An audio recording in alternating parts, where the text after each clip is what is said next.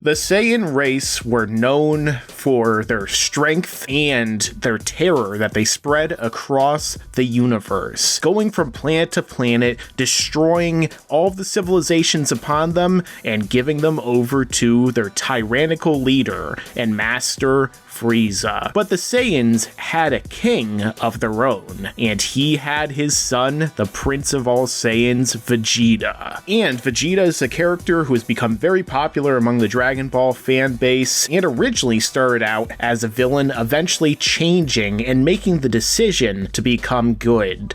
But not every decision Vegeta made was particularly well thought out or the right choice to make. So in this video, we are going to be discussing 5 times Vegeta messed up in the Dragon Ball franchise.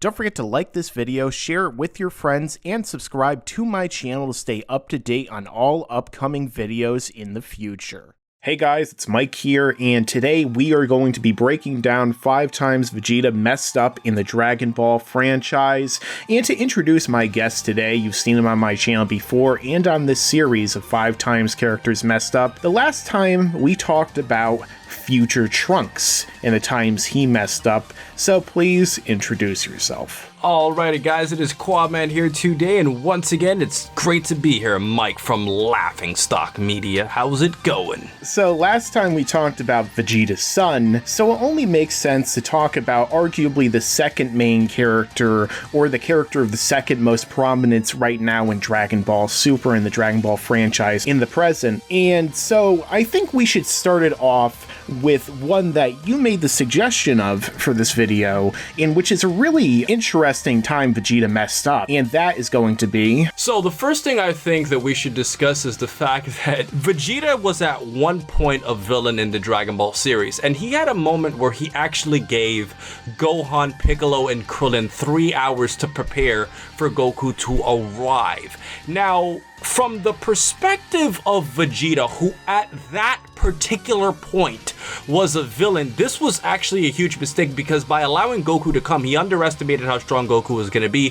Goku was able to go Kaioken, and alongside with Goku's help with the Spirit Bomb and Gohan regrowing his tail, he kind of led to his own demise at that particular point in time, because he gave them 3 extra hours. So from a villain perspective, I definitely think this was definitely one of his biggest mistakes at the time. Yeah, I agree with what you're saying, absolutely. Vegeta really fell into kind of that trope and that kind of ditch that a lot of villains find themselves in, becoming overconfident, thinking that nobody could really mess with him, and not really believing in a lot of ways that Goku really was coming back from the dead. In fact, by the time that he actually picked up Goku on his scouter and realized that what was approaching them was around 5,000 power level, and eventually would go on to be over 8,000 when Goku powered up. Wait, Mike, over 8,000? I thought it was over 9,000. Yeah, you're right, in the English dub. But anyway, he eventually just said, wait, screw this, we gotta kill them all just in case they're gonna team up on us and try and defeat us. And really, it all ended up becoming a big team effort in the end anyway, because Ozaru Vegeta was way too much for Goku to handle, even with the Kaioken and the Spirit Bomb. He really needed everyone's help to be able to defeat Vegeta in the end. Although it's Goku, so of course, very similar to how he let Frieza live, which you mentioned in a recent video, he also decided to let Vegeta live. And Krillin was just like, ugh, what a stupid decision. But hey, it led to other bad decisions that Vegeta made.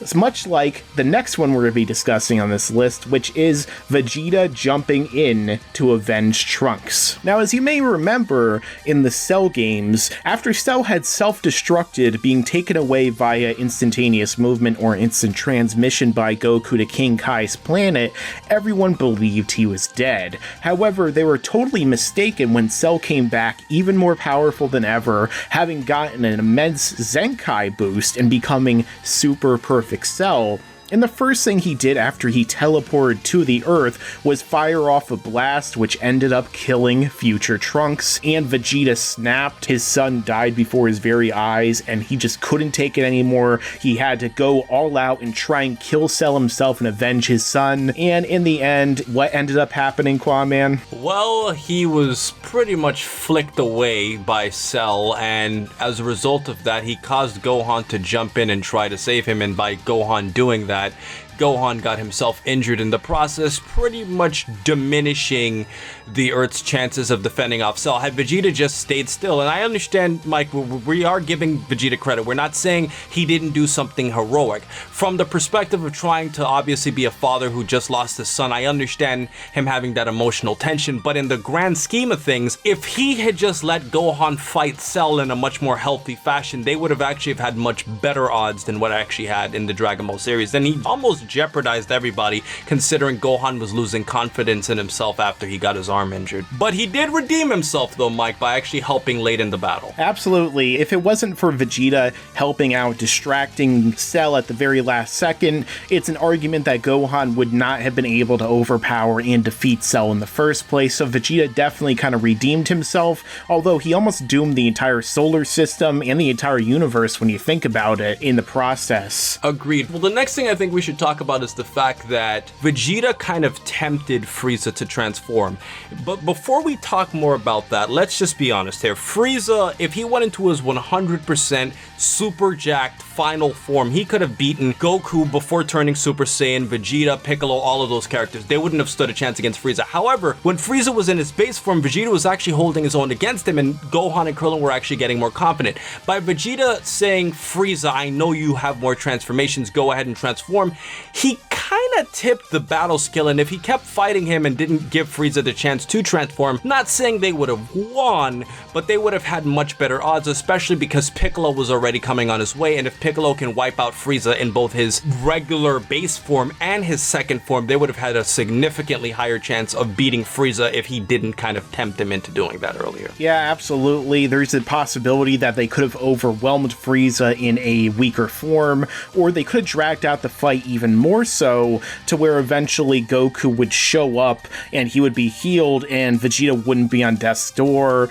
Everyone would have been beaten down so badly. Maybe Piccolo could have even been able to kill Frieza once he showed up because, you know, Frieza could have possibly been weakened after Piccolo had fused with Nail, of course. So there's a lot of different things that could have gone down to make the situation better had Vegeta not antagonized the massive egomaniac and made him show off his power that was completely dominant, except for, you know, whenever Gohan decided to rage out. But the next one we're going to be discussing is very similar, in fact, in which Vegeta basically goaded and allowed a character to reach a next form that was even more powerful. And I believe this next example is an even bigger sin that Vegeta committed, and that is allowing Cell to reach his perfect form. Now, the reason why I think this is much bigger of a deal is because the entire fight of Vegeta versus Semi-Perfect Cell, Vegeta could have easily killed Semi-Perfect Cell, and Vegeta could have easily killed 18, Trunks could have done the same thing. There was many opportunities they could have easily taken to ensure this guy did not become perfect, but Vegeta was very tempted by Cell's offers of fighting him in his perfect form. Vegeta, of course, being the Saiyan Prince, being obsessed with his own pride and his own ego and making himself seem like he's the strongest, thought, oh, I can take this guy. And QAAMAN, once again, can you tell me what Cell did to Vegeta? He knocked his ass out and made him look like a fucking vegetable that just came out of the ground. But the thing about this scenario though, Mike, is as we recently did your Trunks messed up video a couple weeks ago, the interesting about all of this is, if you think about it, both Vegeta and Trunks had a villain who was significantly weaker than both of them the whole time, and they didn't get rid of him, and that's kind of what made it silly. But the thing is, Trunks didn't didn't kill Semi-Perfect Cell because he wanted to respect his father. And you found that a big problem. But in this case with Vegeta, Vegeta didn't kill Semi-Perfect Cell because he wanted to test his own power, because he was intrigued by, you know, the whole possibility of Cell having perfect power, kind of similar to how Cell was intrigued by the power of Goku and also by the power of Gohan if he could have gotten his potential unlocked, which he obviously did in Super Saiyan 2.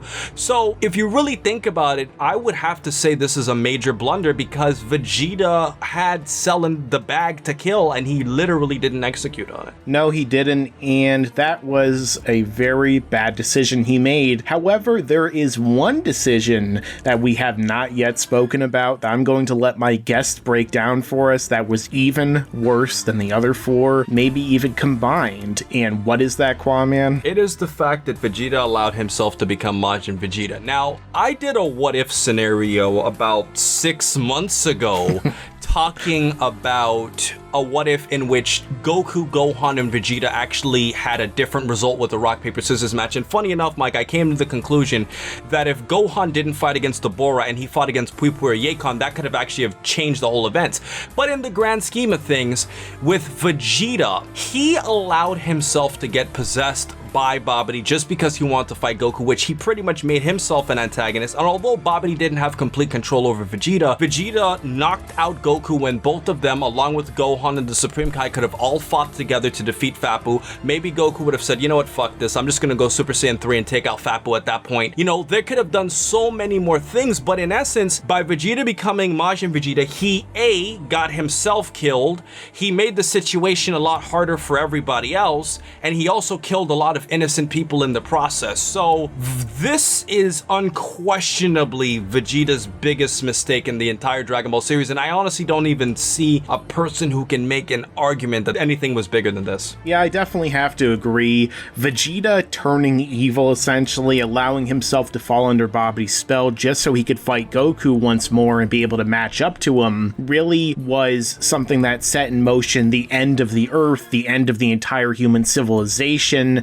the end of his entire family and almost all of his friends, the people he had come to know over so many years and even fought side by side against. Vegeta's selfishness allowed for the destruction of everything around him and could have potentially led to the destruction of the very universe itself at the hands of Buu had they not finally been able to defeat him at the end. And similarly to when Vegeta had interfered in Gohan's fight against Cell, Vegeta did redeem himself at the end of the Buu saga by using the Spirit Bomb, wishing back people from the Earth, and, you know, allowing them the means to kill Kid Buu. However, he still allowed pretty much everything to come about in the first place. You could say Goku might be to blame a little bit, but Vegeta's still the one who really set everything in motion, so that's why I think that's definitely the biggest mistake Vegeta ever made. Well, to move on to our honorable mentions, I wanted to talk about the fact that Vegeta himself went straight up to fight against the androids without really knowing anything about their power, and even Trunks warned them about this.